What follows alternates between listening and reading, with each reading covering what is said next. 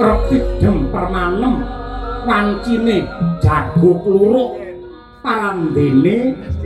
sang sato kaya ambisu melu nekseni dumateng Kidalang sabda Kesawa ingkang nyambung rasa lawan Gusti ingkang Maha Kuwasa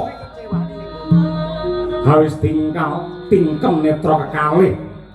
kaya mati jroning urip-urip sajroning pati liyep layape ngaluyut pindha pecating supena sumusuping rasa jati mangkono ana kaelokan sumunar mawa teja gedhe pangaribawane Kidalang sabda Kesawa duwilang saka pandulu wantah wenteh nenggih jawata ing untara segara sanggang Bathara Wisnu jumlorot candrane nganti kaya lintang alian manjing pring anggane nata Ndrawati dadi srana waloyane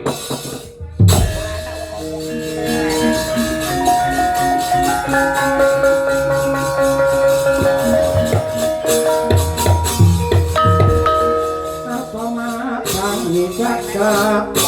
tuk mungup mungup paneng